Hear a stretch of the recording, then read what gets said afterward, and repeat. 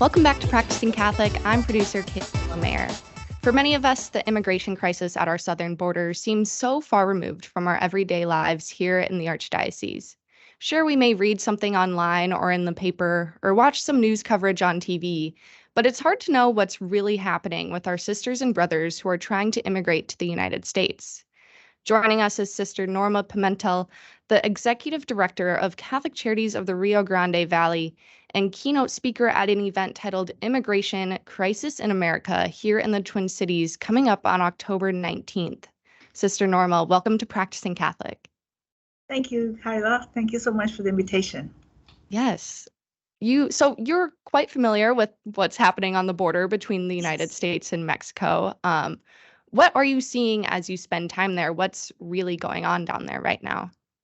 Well, people are coming from so many places in the world. It's not just Central America. It started with just people from Central America, Honduras, Guatemala, Salvador, but now it has moved to other countries, especially like, for example, Haiti, Venezuela, places where there's a lot of extreme violence and difficulty for families to live in, and they're running away. They're uprooting themselves out of those to protect their families and especially their children. And so it's a never stopped. It has continued on, and there's a lot of need to search for places where they can be safe. And the United States is, what everybody sees in the world, the safest country to go to. Mm-hmm. And being a daughter of Mexican immigrants yourself and growing up in the Rio Grande Valley, where your work is now focused, how does that personal background influence your work now and over the years? And how do you feel that connection today? God for me is the center of my life. It is who I am and why I am. And so it directs me. It's my compass. It pulls me forward to do the right thing, to especially in relationship to others. Our humanity in connection with others is so important, and how we treat each other, how we welcome each other. And so it has always been what leads me and drives me to reach out and make a difference in the lives of those, and no matter who it is. Somebody struggling, somebody in difficulties. It is in me to try to see what can I do to help. Mm-hmm. How have you seen your work change and develop over the years? How has it maybe looked different or the same? Yeah, just kind of walk us through.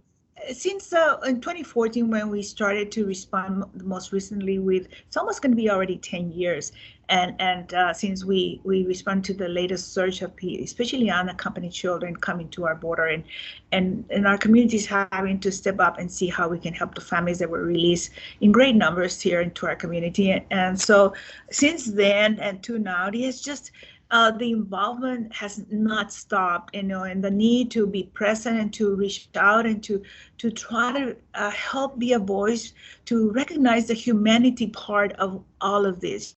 Sometimes it gets caught up with all the political rhetoric that we hear, and whether they should not come.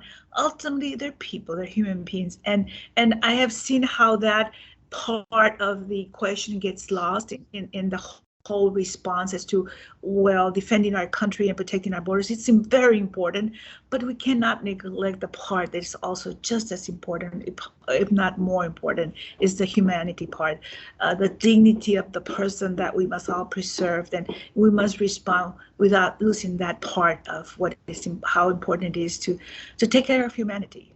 And that has amplified in great numbers because so many people continue to come, and it becomes so controversial now.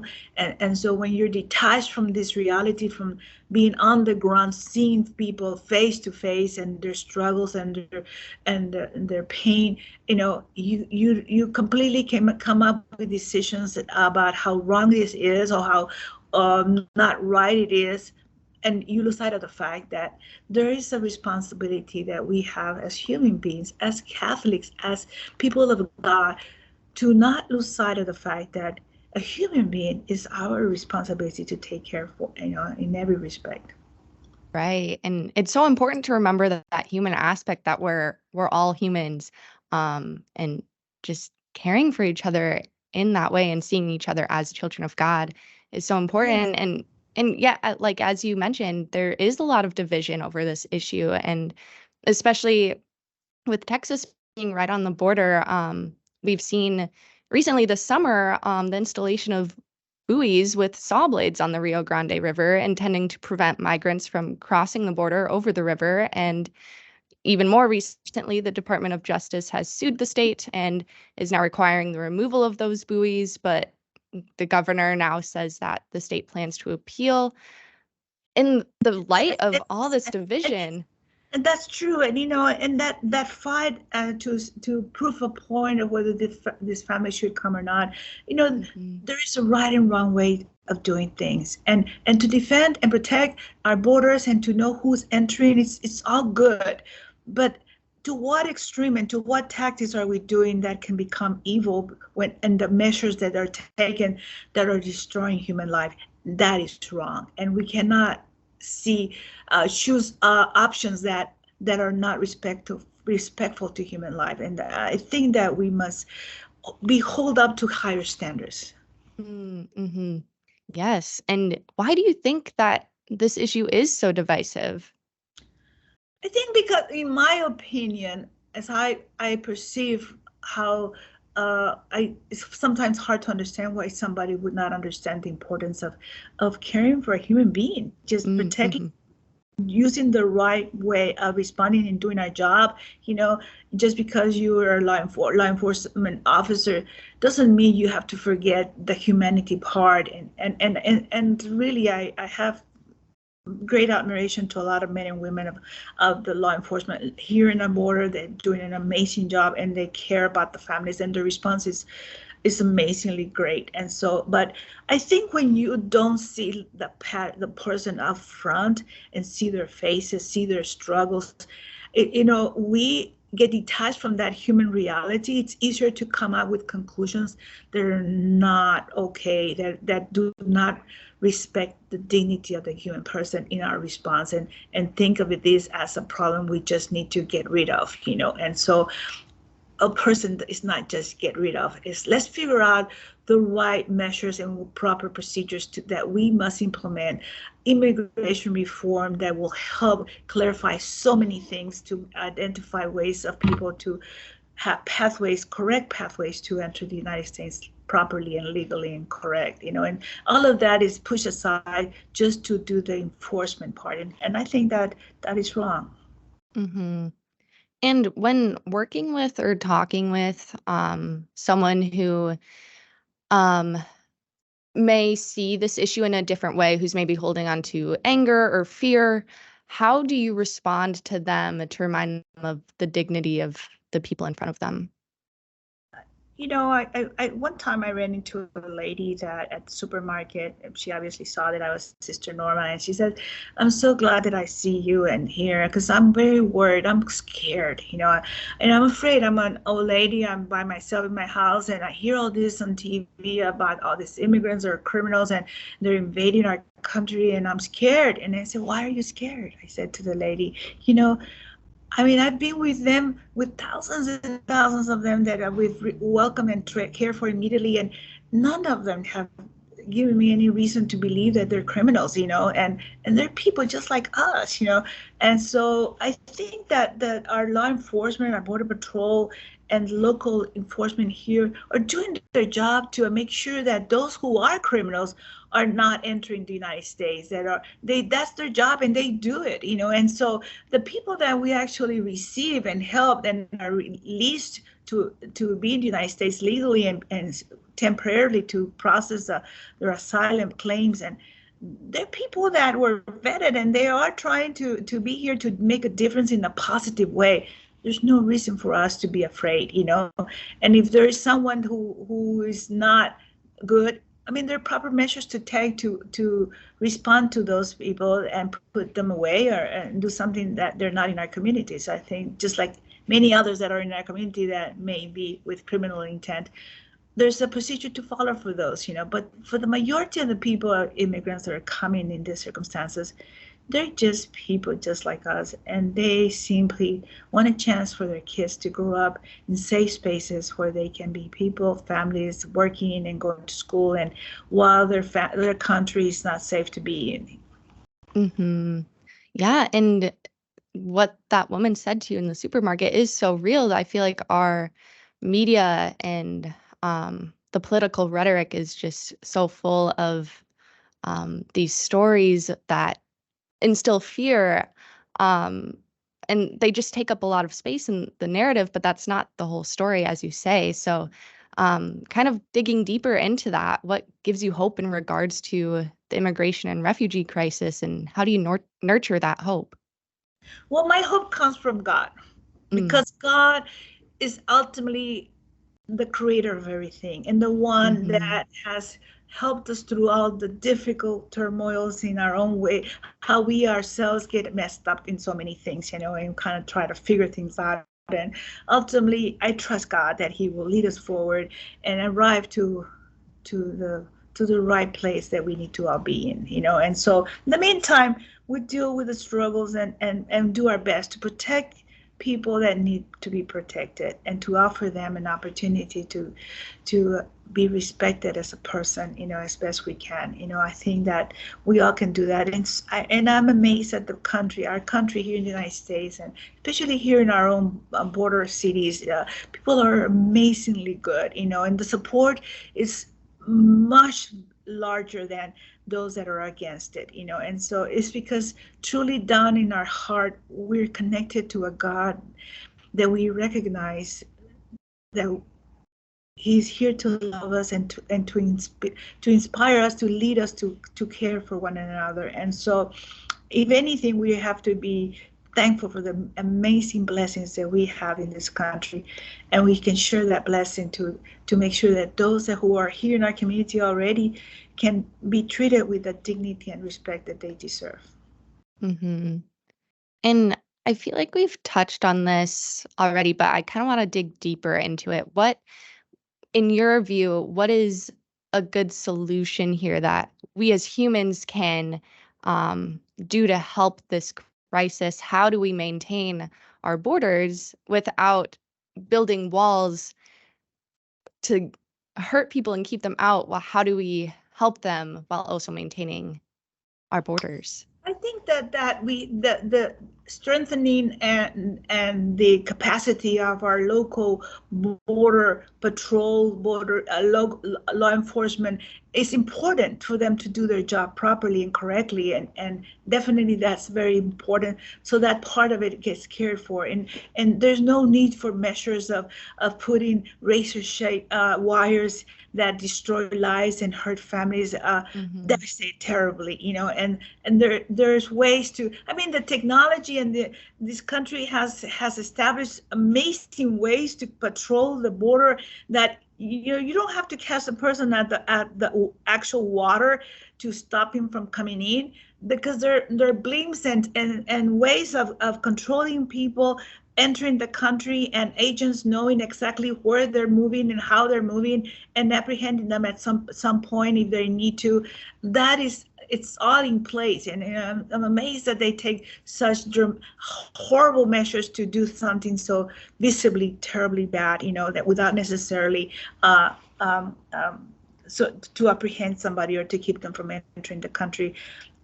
Most of the people really are actually turning themselves over to the border patrol, to the authorities, because they want help, they want protection.